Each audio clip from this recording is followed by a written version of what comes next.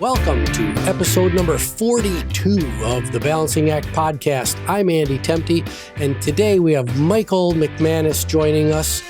Mick is the Chief Community and Impact Officer at HireGuide. He's a Senior Advisor and Leadership Coach at BCG and co-author of the 2012 book, Trillions, Thriving in the Emerging Information Ecology. Thank you so much for joining me, Mick. Andrew, thanks for having me. I love it. I'm happy to be here. Yeah, it's going to be a lot of fun. So this is episode number 2 in our little mini series that's entitled Nobody Wants to Think Anymore, which is an exploration of the often misunderstood skill of critical thinking.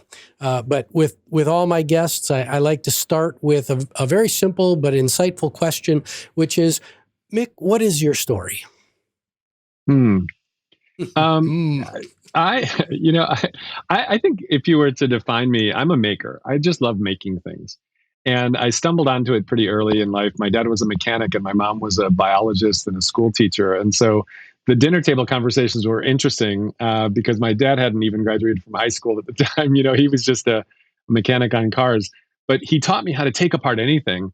And then my mom at dinner would sort of teach us all language every day. Like we'd learn about a new scientific thing, or he'd say, well, what does that word mean? And we'd learn about it. And it was just a lively space.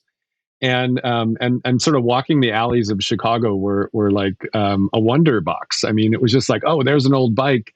And my dad would teach me how to weld and I'd turn it into a big unicycle, or whatever. So I learned a lot about taking a lot of things apart and putting them back together again in new ways and sort of deconstructing and reconstructing things.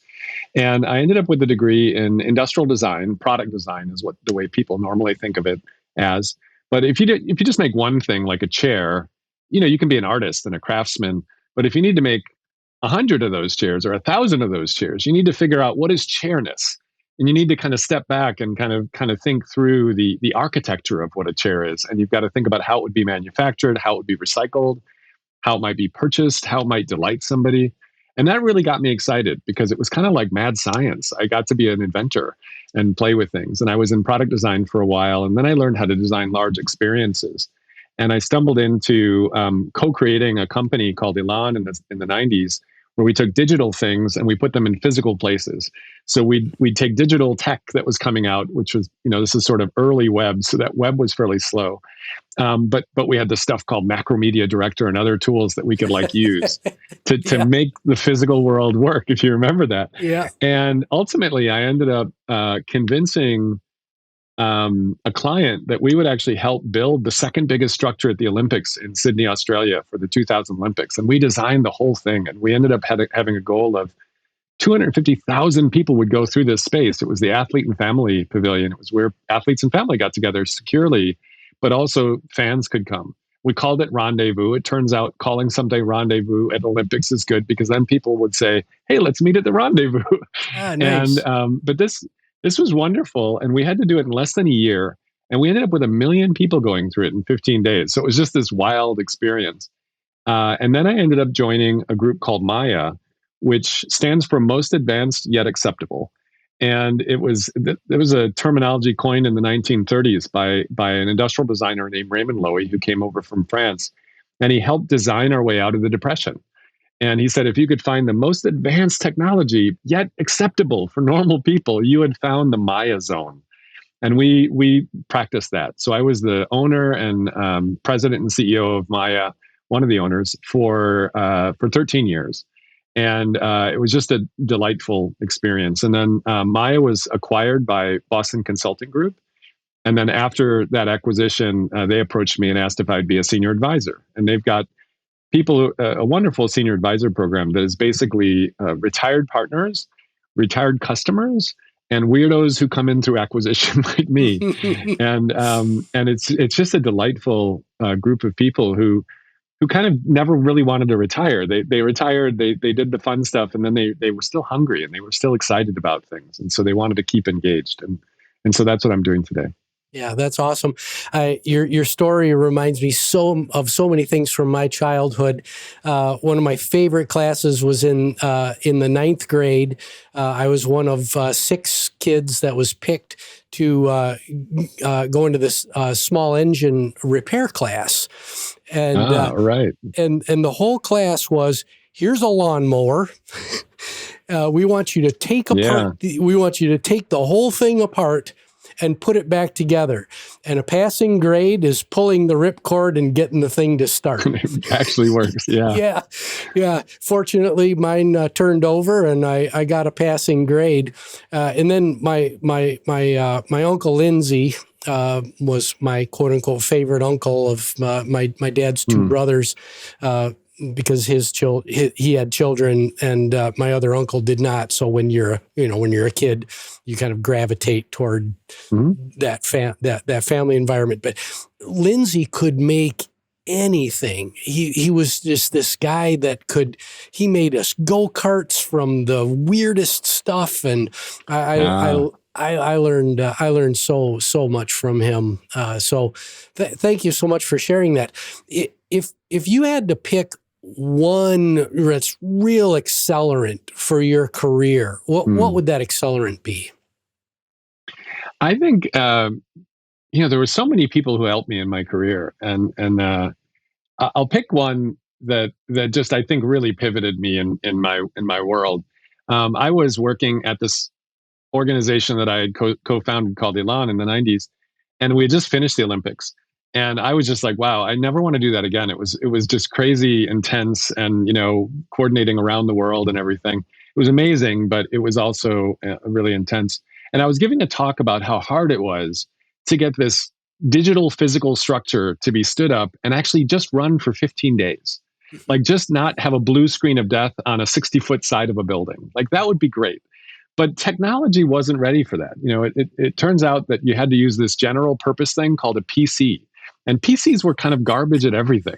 They weren't, you couldn't buy like a pound of computing or 100 feet of display. You had to buy these things and then convince them to work. And so they were always breaking. And I was complaining about that at Carnegie Mellon at a big software engineering institute event. And then the next person who came up and spoke was this guy, Dr. Peter Lucas. And he was a cognitive psychologist, and he was talking about building ecologies of information devices, trillions of them, and that we'd be living in the information. And I just was like, what the heck are you talking about? What do you mean ecologies of information? He was using all these biological metaphors and how it would have to work, because nature has already solved and built complex information systems, you and I and the world, over 3 billion years. So we should learn from, if you want to do something hard, go look at how somebody else already did something hard, and biology had been there. Yeah. So about a month later, I met him at that conference. I said hi. I was one of the speakers, so we were at the speaker dinner, and he knew about what I was doing and the work from the Olympics. Anyway, I just sent a blind email to him. I wasn't even sure it was the right email, because it turns out there were two Lucases in the company that he was running. But I just blindly sent an email, and I said, hey, I'm not sure what I'm going to do next. But it seems like you're doing some amazing work and really doing real research, like deep research. And I felt like I was doing things that were kind of sexy and cool, and I could make people, have a theatrical, dramatic experience, or even the products. I could make people love a product. But they were doing really deep research. So I sent this blind email just saying, do you know anything else going on in the city? What's happening? And he said, yeah, I'm trying to figure out what I want to do. In his response, I'm trying to figure out my own, situation. Why don't we get together for a drink? So we got together for a drink. And as we were talking, it turns out that he was looking for a CEO to take over his job. And he asked me to come in, and I met the other founders and owners. And January 2001, I became the CEO of Maya. Wow. And it was from a blind email. Wow. And, just an amazing journey. And I found out, this is the end of this, I found out, I did things very differently than Pete. Pete was a cognitive psychologist and a deep researcher. And I was this kind of a little bit more crazy, doing things a little differently. And I just was about make it, and then we'll learn about it and stuff. And the head of sales and marketing apparently was going into his office, and so was the head of HR, and so was the head of like human sciences and the head of engineering, probably once every few months, saying, Mickey's breaking the company, Pete. Like, what? You would never have done it this way, Pete. You ran it for 12 years and it's amazing. And now Mickey's taken over and he's breaking the company. Anyway, I didn't hear about that for about 2 years. And, Pete gave me, full carte blanche, and he went back to being a researcher. And at one point, I became friends with the head of marketing and sales. And she said to me, oh, yeah, we used to go in all the time, just saying, you're breaking the company and this isn't the way Pete would do it, I said, oh, that's interesting. So then I went in and talked to Pete, and I said, Pete, Susan just told me that like for years, for 2 years, people were like, oh my gosh. And he's like, look, it was 2001, 9/11 happened. We lost a whole bunch of business from people who were in New York they were doing things. People stopped traveling. Yep. I didn't know what to do. You didn't know what to do, but you were trying things, and the world had changed. And he said, if I didn't give you enough rope, I would never find out if you made a noose or if you made a ladder. And so I needed to know that I could walk away and be a researcher again. And so I couldn't second guess every one of your decisions. I needed to trust you before maybe I even knew if I could trust you.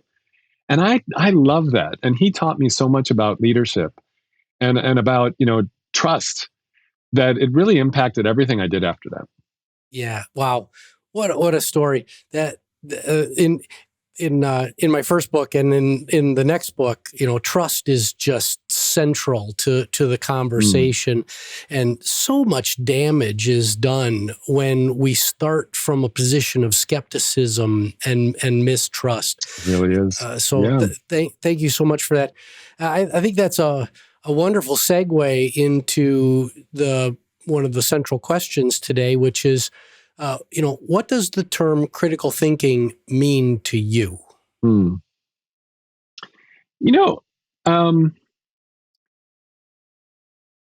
I think it's when you can actually take something and step back from it and hold it in your hand, the idea, the concept, the thought, or the challenge, and be able to like manipulate it. Like, can I abstraction ladder on it? Can I go from how we're doing something to like why we're doing something? And can I step even farther back? Well, why does that matter?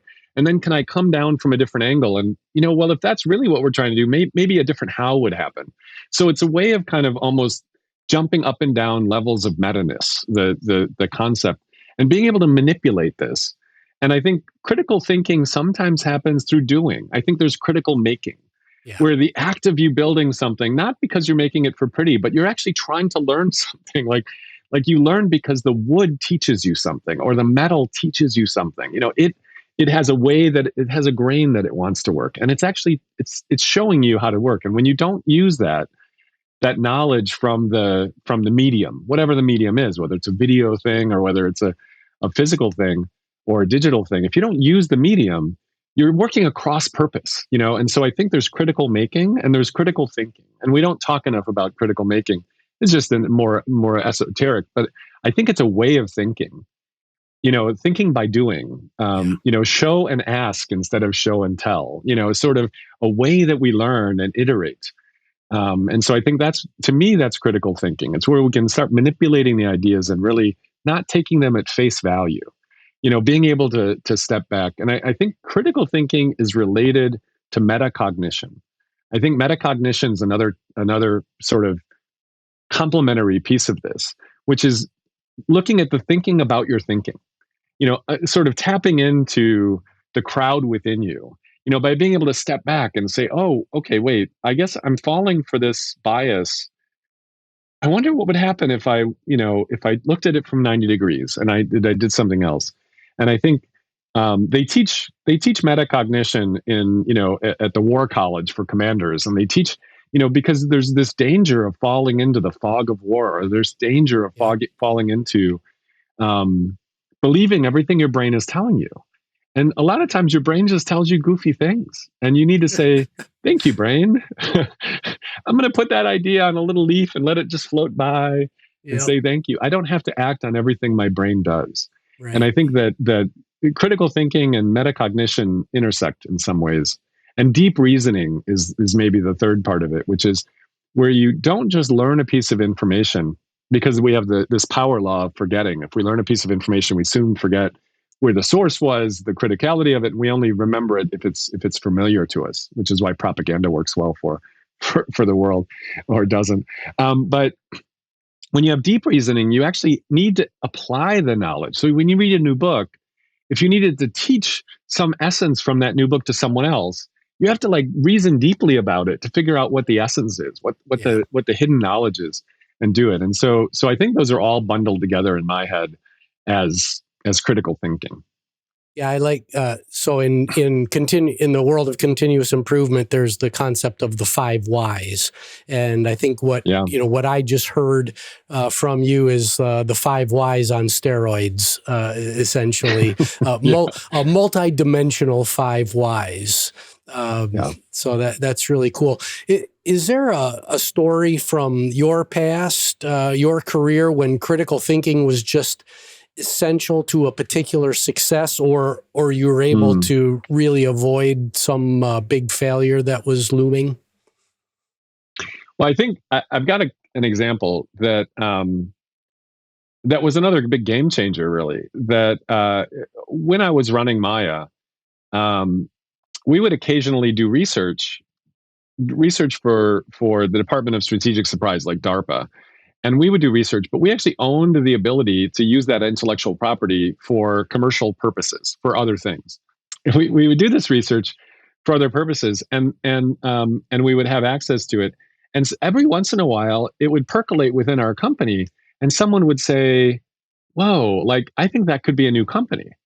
And sometimes this was just interesting research, but sometimes it was actually really, really important work that was going to turn out to be important. And one of those things that happened was we started helping out teaching human-centered design to one of our customers that was actually working on this research project. And we would bundle up all the things we knew about human-centered design or design thinking, and we put together a little workshop.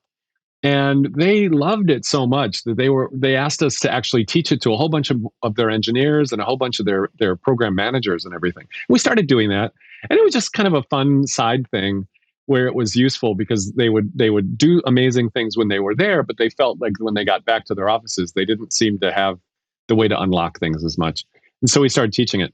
And we had an offsite retreat where we were exploring some problems and some topics about the company. It's our company and our collection of companies as we were growing and spinning out these new companies that came out of research. And at one point there was this conversation between the people who had actually built the curriculum with me to create this workshop. We called it the Maya Institute originally. But it was just a name for what we were doing, a service that we were doing for a customer or two. They said, maybe we should make this its own company. And internally, I was the CEO, and this was a cool thing, and it was actually pretty high margin. Like we would teach the classes, people would want to then sign up their whole teams, and people wanted to get certified, and we had all this stuff. And turning it into an own company would be kind of like giving away both my customers who were using it as well as this kind of high margin thing. And so there was a really critical discussion that we had about, should this be a new service at Maya? Should this be a separate company and then have its own pathway? Yeah. And I think we had to really apply critical thinking. I felt like I spent a lot of time playing out the pros and cons of both approaches.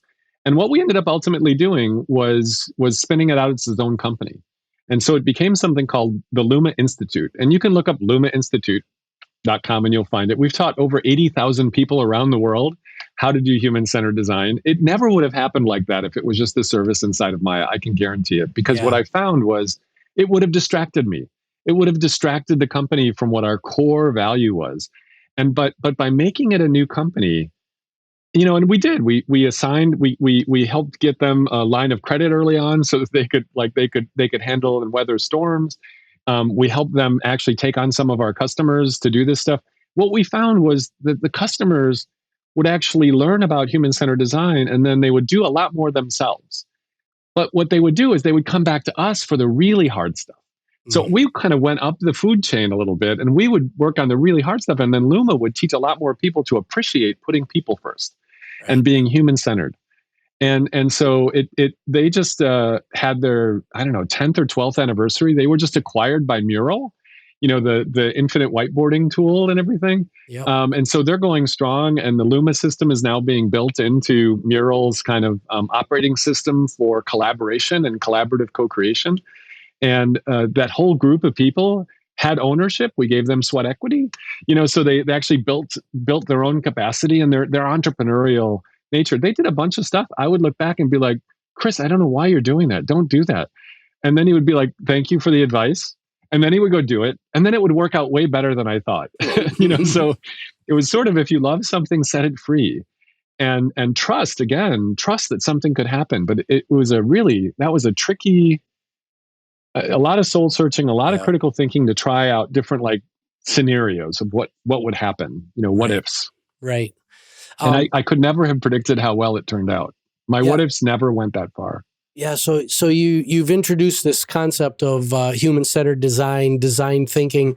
I'm sure that we're going to have listeners who really don't know what that is, or the language is unfamiliar or foreign. Can you just take a couple of minutes and educate us on what those concepts are? Well, I think, design thinking was kind of a really convenient handle to put on this collection of methods. And it turned out to be maybe a marketing campaign for design and for actually putting people first in some ways, but at its essence, it's co-creating with people. It's saying, let's not just look at shareholders, but let's look at the stakeholders, Yeah. all the different elements in the picture. Let's try to understand those archetypal personas. What do they care about? What keeps them up at night? What's the unmet or unasked for need that is huge, but it's hidden in the surface that we wouldn't normally find out from a survey where people just answer based on their best days. We'd find out by going out and doing contextual inquiry or some ethnographic research or something that's basically a component of human-centered design. And so you can imagine there's a collection of methods that have to do with looking and listening that are both classic research methods, but also participatory methods that you can actually learn something from. Then there's a collection of methods that have to do with understanding. Like, what does the system look like? How do we abstraction ladder? What are the components? What are the nouns and verbs in the system? And then how do we step back and kind of look at this socio-techno system? So it's not just looking at the plumbing of the technology, but it's looking at how people interact with that stuff.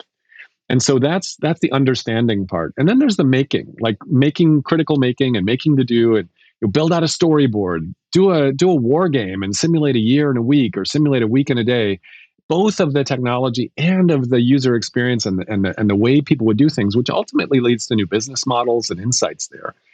And then there's the advancing, advance the person because they're learning new skills and they're feeling a new sense of mastery, advance the team so that they actually feel like they're more empowered, or advance the organization or the network. And that's actually why we called it Luma to run out the program. Luma stood for look, understand, make, advance.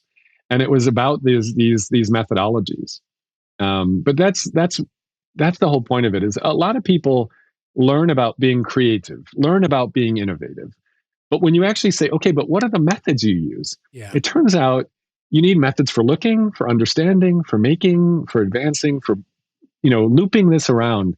And some of those methods really have to put people first, because we could discover amazing things if we would just listen. Yeah. And if we would just observe, just shadow people, see how they really work, not their perfect day, but like you walk a factory floor and you actually see that they've like strung up some little thing over here to a thing over there. And you say, like, while you're walking the factory floor, why do you do that? Well, it turns out the maintenance engineer kept hearing the bearing going bad, and he needed a way to signal that like that was happening. And so, people were hacking things. Yeah. But you'd never see that if you looked at a specification for what the factory engineers do, or you'd never see that if you looked at the existing system. The existing system had all these Post-it notes all around the edges. And you'd say, why did you put the Post-it note up there? Oh, yeah, that's because the system doesn't let me put this in there. So I have to remember to go to this other program. Well, that's a huge opportunity to unlock value if you just would pay attention. And so that's in a nutshell. That's That's human-centered design. Yeah, so it sounds like that and continuous improvement and critical thinking, they're just all kind of munged together. And the manager in me is listening to this, and my memory of all the other managers that I've known, probably 80-90% of them need a crash course in this, because kind of that I think so. Yeah. The directive my way or the highway kind of manager, who is much more prevalent than we would like to think, could really learn something from this, even if it's just the listening part of the equation. I remember so many times we would go and say, how do you currently find out about how to add new features to this product? Let's say it was an excavator by Bobcat. In fact, they were one of our customers. And, we'd say, well, how do you learn about it's a love brand. People love Bobcats. They tattoo a Bobcat on the side of their arm. I mean, it's a beautiful little small muscle. But we said, how do you learn about how do you add new products, new features, things like that? And they say, our salesmen go out and ask questions, or we send out surveys. And we said, well, why don't we actually just wander with you through a city where people are using Bobcats, and let's do some contextual inquiry. Let's just, and we'll have a trunk load full of like little mini Tonka toys of Bobcats and things, If they're willing to talk to us for 10 minutes, we'll give you a Tonka toy. And they were like letting us sit inside of the operating system. They were like, you'd notice they were like welding like a level inside the thing, because Bobcat didn't have a level. So they had to like level a field, but they were like bolting their own thing on there because there was no thing. You'd find them dragging fiber optic cables down a trench after they trenched something. And they were actually tilting the Bobcat up on one tread, wrapping a cable around it, wrapping it to the fiber optic and hitting the gas and using well, it's like, wait, why don't you just put a takeoff wheel on there? And now it would be a new accessory for doing this stuff, But they never saw this. So we showed them the footage the next day. And then we had them build cardboard prototypes of what it was. But you should have heard the product managers and the people from, support. They're like groaning. They're like laughing out loud. They're like, oh my gosh, look at that. They had never heard about this stuff because they were like typically doing like surveys and, nice people sitting around a room asking them what they wanted. They never discovered unmet needs, unvoiced needs. Yeah. But just by going out and doing a little human-centered design, it radically changed their approach to it. And I would say they credit that kind of effort with really helping them think differently about where they're going and how they have integrated things like the IoT into their systems and everything now. Yeah. So I've the Bobcat example is great. I've been trying to convince my wife to help to let me buy a Bobcat. We live on we live on 40 acres, and my brother-in-law is an excavator, and I'm like, I want one of those. I don't have any tattoos on my body, but you really need a Bobcat. So Mick, we're coming close to time here, but I got a couple more questions for you. The first is, I think we both are in violent agreement that we need to lift critical thinking skills in the general population for a whole host of reasons. But how, in your best estimate, how do we actually do that? How do we move the needle? Well, one of the things I'm really excited about, and it came out of MIT in two different efforts that were going on at MIT, and it's sort of grown to be, they've both grown to be worldwide. And so this is for earlier development. So when you're in high school or when you're in grammar school, there's a program called First Robotics. And I'm not sure if you're familiar with First Robotics, but it was created by Dean Kamen, and it was created by this amazing teacher at MIT. And they said, why don't we turn, the design of engineering systems and robotic systems, why don't we turn that into a sport? Because when people make it a sport, then you're talking about the celebrities of the sport, the superstars of it. Why don't we make critical thinking and engineering and the idea of trying to factor and design this stuff into this? And most of the robots will lose because it's a competition like a sport. They'll announce a new field every year, and you end up having bracketed competitions all the way to the point where it's at like Ford Field in Detroit, and it's down in in Houston, Texas, at the big stadium for the grand championship. But it's amazing. They have Lego League, which is what down for the younger kids, and then they've got leagues that are for high schools. You end up with your parents helping out or mentoring, but these students are amazing. They're learning critical thinking, and they're learning a million ways to try things. They're learning what I would call open mindset, and the approach that Carol Dweck and others have talked about, where they're learning that intelligence is not fixed, and that instead, don't celebrate, wow, he's a genius. Celebrate the struggle. The struggle is when you're learning, and learning how to try different. Well, every time you try something that doesn't work, you learn something that got you closer to it working. So celebrate the struggle and learn how to ask questions. Be comfortable asking for help.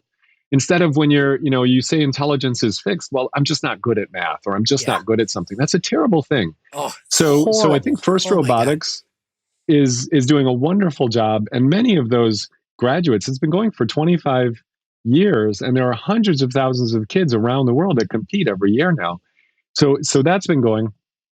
Another thing that came out of a few of the same people, but some different people, is something called iGEM, which is an international genetic engineered machine competition. So IGEM. And again, high school kids, and this time college undergraduates. And if you were to look at like the most successful, I think he was just ranked in the top 10 business leaders last week or something like that, is one of the founders of Ginkgo Bioworks, which is out in Boston, and it's actually like a synthetic biology platform company. He started doing iGEM as a student, and they actually have to build things, and they have to document like what are the ethical implications of this new organism I'm building. So they would build things like E. coli, which is a stomach bacteria, that they would insert the scent of bananas and the scent of mint. And so basically, as E. coli was growing, it would smell like bananas, but it would smell like mint when it was ready to be harvested. So they could go out and play frisbee and then come back and kind of know. But they have to document these new things, and it's leading to an entire generation that are both applying this critical thinking and this creative problem solving, but they're doing it on the cutting edge. I mean, this is the emerging world, the biological world, and designing with nature and a respect for nature and a respect for life. So those are two approaches that give me hope. Certainly, I would say Luma is something everybody should take. I've never seen someone go through that Luma program and not feel like empowered. Managers, you just tell them there's really something there. They feel it's very fluffy, but then they go and they learn, and they were like, whoa, okay, I can do some of this. And I've seen people who came out, who started at General Dynamics as a senior program manager engineer, and then they come out 2 years later, they're like, I think I want to actually get certified as a practitioner for the human-centered design stuff. Like, this could be my new career path. And it's just because you're giving them tools, you're giving them ways of doing things, but you're helping them apply them right away so that they're able to manipulate and play with the world and learn from people.